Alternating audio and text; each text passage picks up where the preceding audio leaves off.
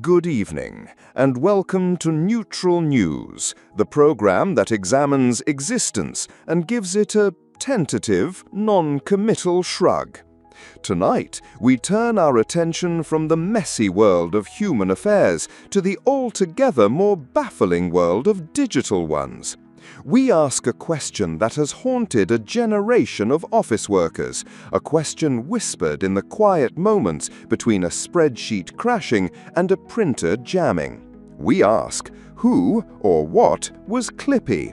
For a deep dive into this technological spectre, we go to our digital archaeologist, Susan. Neil, the entity in question was officially named Clippy, an animated paperclip and the default Office assistant in Microsoft Office for Windows from 1997 to 2003.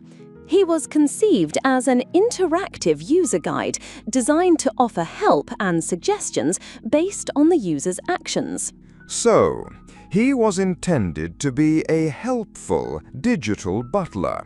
But in reality, he was rather more like a butler who, upon seeing you attempting to butter a slice of toast, would burst into the room, knock the knife from your hand, and insist on explaining the molecular structure of wheat.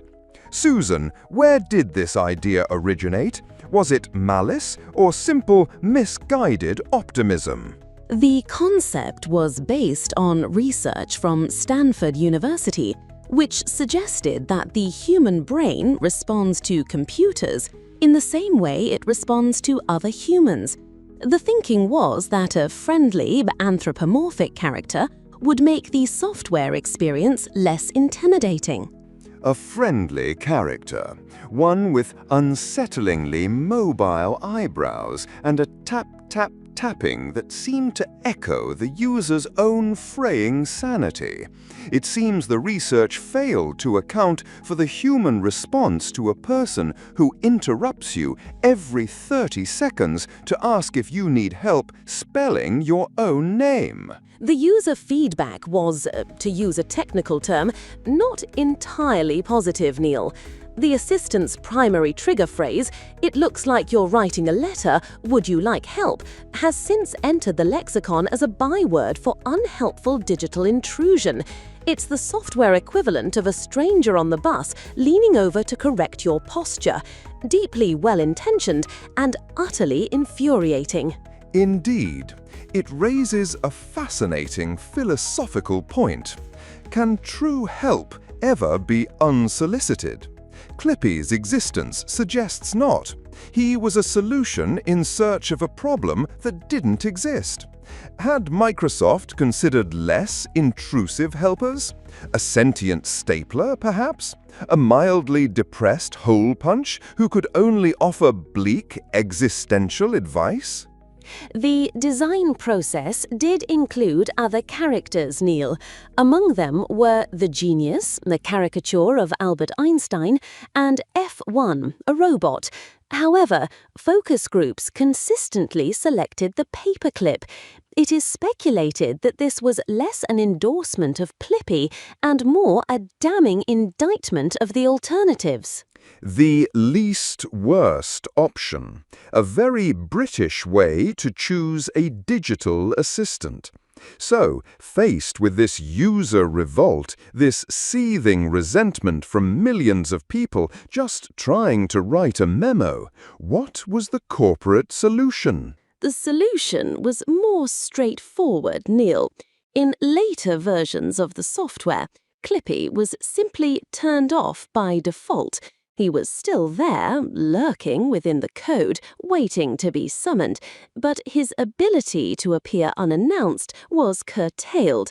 It was the technological equivalent of putting a bell on a cat. You knew he was still around, but you had a moment's warning.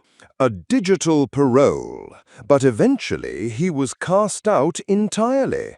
Which brings us to the great existential question, Susan. Where is Clippy now? Does a retired paperclip draw a pension? Does he spend his days on a digital golf course, reminiscing about the glory days of Windows 98? His current whereabouts are a matter of some debate, Neil. Officially, he exists in a state of corporate limbo. He was briefly resurrected as an emoji in Microsoft Teams, a move analysts compared to a disgraced politician being given a minor ceremonial role overseeing the town's hanging baskets. So, a significant fall from grace. Are there any unofficial sightings? Our sources on the digital frontier report several competing theories. One suggests he entered a form of witness protection, given a new identity as the auto-straighten icon in your phone's photo editor, still offering unsolicited adjustments, but in a more subtle, less confrontational form. Another theory posits that he now runs a support group for other obsolete software mascots. The word-perfect butler, that searching dog from Windows XP, the AOL running man. They meet in a forgotten chat room, sharing stories of their former relevance over dial-up modem screeches. A deeply tragic, yet somehow fitting image. Indeed. However, our most credible source suggests he simply went freelance. He now works as a minor inconvenience for hire. He's the pop-up that asks you to accept cookies on a website you've already visited 100 times. He is the spirit of the automated voice that tells you your call is important just before placing you on hold for 40 minutes. He didn't disappear, Neil. He just diversified. So, he hasn't been deleted, merely downgraded. From a universally known nuisance to a collection of niche, infuriating background irritations. What then is his ultimate legacy? His legacy is twofold, Neil.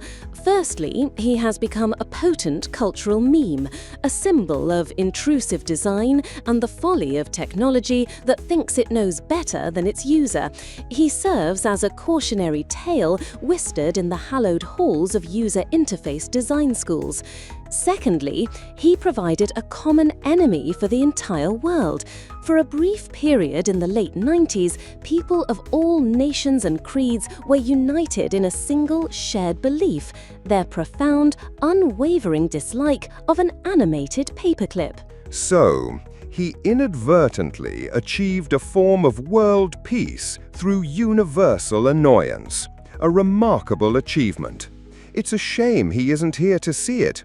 One imagines he'd pop up and say, "It looks like you're fostering global harmony. Would you like help with that?"